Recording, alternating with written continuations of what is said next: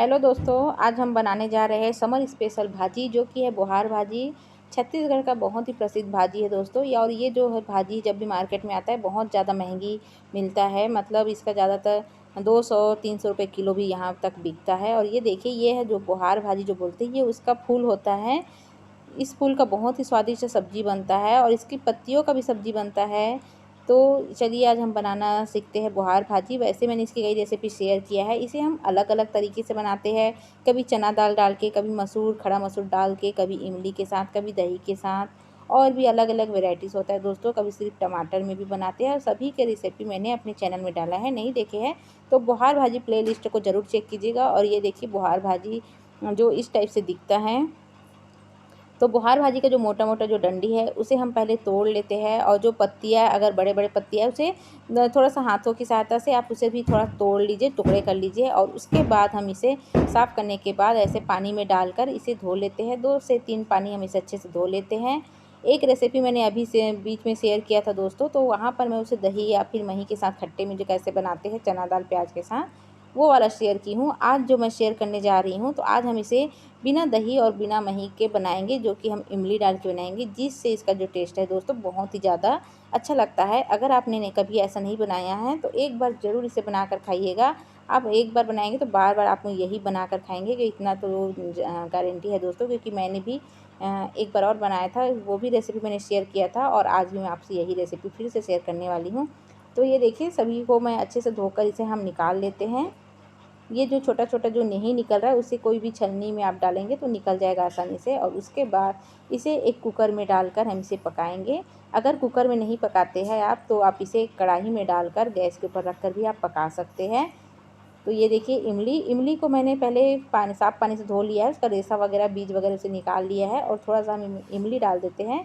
करीब 50 ग्राम के लगभग मैं यहाँ पर इमली डाल रही हूँ। और मेरे बुहार भाजी जो है 1 पाव से थोड़ा ज़्यादा है। और यहाँ पर भीगा हुआ चना दाल डाल रही हूँ। आप चना दाल की जगह पे यहाँ पर आप तिवरा दाल या फिर आप खड़ा मसूर भी आप डाल सकते हैं, सभी में अच्छा लगता है। और यहाँ पर मैं डाल रही हूँ 2 टमाटर, 2 मीडियम साइज़ का टमाटर है, 1 प्याज है बड़ा साइज़ का, इसे भी मैंने काट कर यहाँ पर डाल दिया है। कई लोग टमाटर यहाँ पर नहीं डालते हैं, पर आप टमाटर ज़रूर डालिए दोस्तों, टमाटर से इसका टेस्ट ज़्यादा अच्छा लगता है। तो 1 या 2 टमाटर ज़रूर डालिए भाजी में।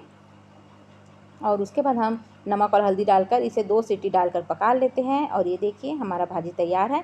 पानी बिल्कुल भी मैंने नहीं डाला था दोस्तों, क्योंकि टमाटर प्याज में पानी रहता है, भाजी में भी रहता है, तो पानी मैंने नहीं डाला था। क्योंकि चना दाल में भी हमने आधा कप के करीब पानी में भिगाया था, तो वो भी था। तो ये देखिए, अब इसे हम तड़का लगाएंगे। तड़का लगाने के लिए एक कढ़ाई में मैंने सरसों का तेल को डाल दिया है।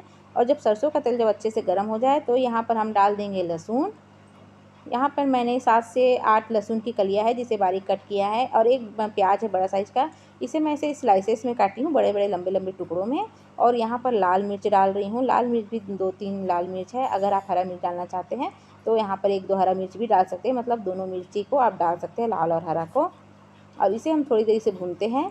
बुहार भाजी में ज़्यादातर प्याज जो डालते हैं दोस्तों, उससे इसका जो टेस्ट है बहुत ज़्यादा अच्छा लगता है। प्याज के जब टुकड़े जब आते हैं तो खाने में बहुत ही ज़्यादा अच्छा लगता है। इसलिए मैंने उबालने के टाइम भी 1 प्याज डाला था, और अभी तड़का लगाने के टाइम भी 1 प्याज डाला है। तो प्याज ज़रूर डालिए। और उसके बाद जब ये अच्छे से भून जाए, तब यहाँ पर हम जो भाजी जो उबाल के रखे हैं उसे डाल देंगे। तो ये देखिए, भाजी जो है थोड़ा-सा इसमें सूखा-सूखा रहता है, जो कि खाने में अच्छा लगता है। दही और मही डालते हैं तो थोड़ा-सा ग्रेवी टाइप से आ जाता है। तो इसे हम जल्दी, मतलब एकदम झटपट बन जाता है। हमें ज़्यादा देर पकाने की ज़रूरत नहीं पड़ता है कि इसका पानी को सूखते तक पकाएँ, ऐसा इसमें कुछ नहीं होता है। बस तड़का लगाएँगे, 2 से 3 मिनट भूनेंगे, हमारा भाजी तैयार है। क्योंकि हमने सब चीज़ इसमें ऑलरेडी पहले से डाल के रखा है, तो हमें कुछ और डालने की ज़रूरत नहीं है। नमक, हल्दी सब चीज़ डल गया है इसमें। और बाकी कोई और भाजी में तो हम लोग हल्दी नहीं डालते, पर इस भाजी में ज़रूर डालते हैं, क्योंकि इसे खट्टे में बनाते हैं तो इसका कलर भी अच्छा आता है और खाने में भी अच्छा लगता है। तो ये देखिए, हमारा भाजी तैयार हो गया है। तो बस अब हम गैस को बंद कर देते हैं। और ये देख सकते हैं इसका कलर कितना अच्छा आया है। प्याज जो है ज़्यादा पका पका नहीं है, मतलब थोड़ा-सा हल्का क्रंची है, जो कि खाने में अच्छा लगता है। और आप किसी भी के साथ खाइए, आप रोटी के साथ खा सकते हैं, चावल के साथ खा सकते हैं, या फिर आप इसे ऐसे भी खा सकते हैं बिना रोटी चावल के। ये ऐसे ही बहुत ज़्यादा स्वादिष्ट लगता है।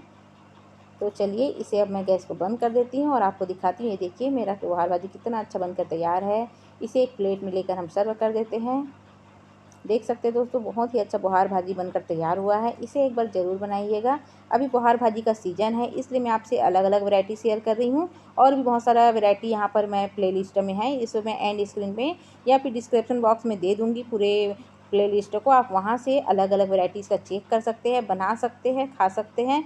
तो ये देखिए, आज का बुहार भाजी देखने में बहुत ही सुंदर दिख रहा है। इसे एक बार ज़रूर ट्राई कीजिएगा। तो चलिए दोस्तों, हम अगले वीडियो में मिलते हैं, तब तक के लिए बाय, टेक केयर।